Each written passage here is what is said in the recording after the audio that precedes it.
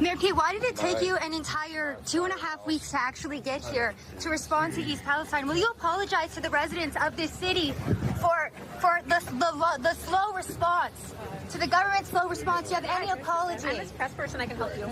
Sure. So can we ask why it took him almost 3 weeks to get here? I'm sorry, I don't want to do this on camera. What was his personal time off while there was a tragedy happening here? And can we also ask too why he waited until President Donald Trump came here to actually make an appearance? This is a very important question that people across America would like to know. I'm happy to have a conversation with you. I do not want to be on camera. Please put your cameras away. I'm sorry, we're on a public area, so we are allowed as press. You guys, I would like you guys to turn your cameras off. You're not on my camera. Well, I'm on a camera. I would like your cameras to be off, and then I'm happy to talk to you guys.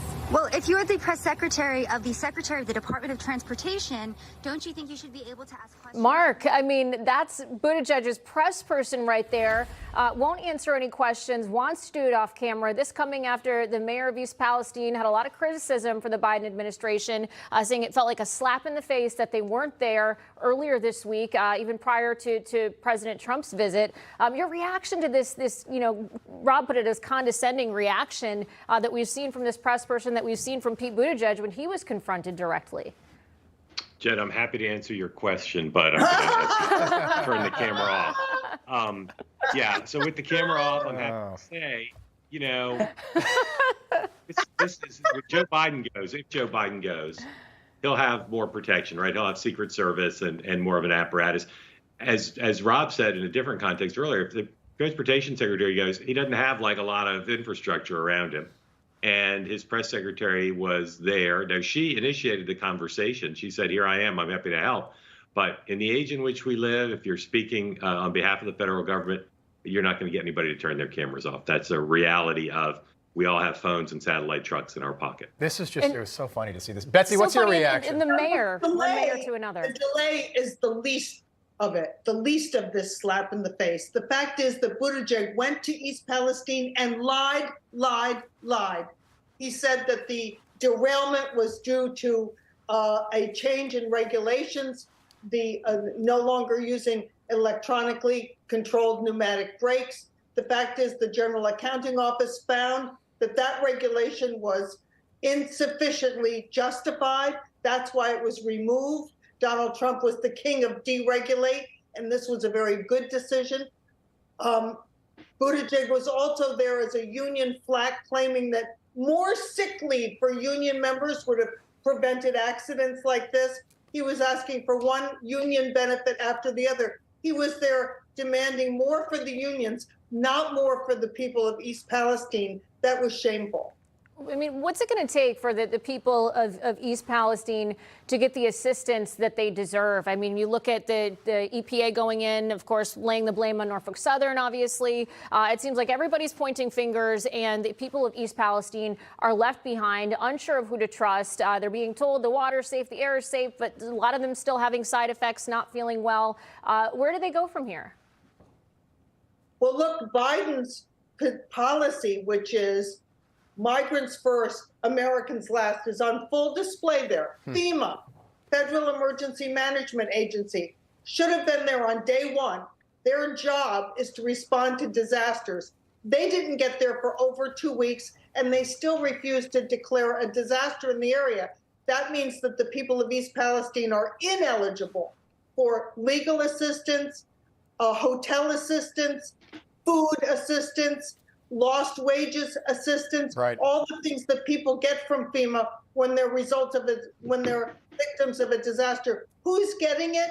The migrants coming off the buses in New York, Washington, and other cities. FEMA is right there spending your money, handing out those very same benefits to the migrants getting off the buses, the same benefits the people of East Palestine really need. Mark, advantage Trump, who did it better? Well, if Betsy is the jury, yes, I think she's not a huge fan of Secretary Buttigieg's trip. The local coverage was actually not so bad for Mayor Pete. But in terms of what their own sides are saying, Democrats are very concerned that this White House, not just with Mayor Pete, but with the president, had dropped the ball. Some are saying if Ron Klain were still there, it wouldn't be happening, that he understood the nexus between politics and policy and the media. But there's also no doubt that Team Trump is feeling as good as they felt in a while, because his trip really demonstrated his capacity to dominate a conversation. And is it a coincidence that Pete Buttigieg went after Donald Trump did? I don't really believe in coincidences. Just a quick, Mark, the Pete Buttigieg wearing that helmet yesterday, you know, he had leather loafers on in the mud and an orange vest and this Mike Dukakis helmet. Look, I think it was John F. Kennedy who said, never wear a funny hat if you're planning on running for president. Pete Buttigieg, I think it's clear he wants to be president. He ran in 2020. Why did he wear this hat? There are three basic rules in presidential politics.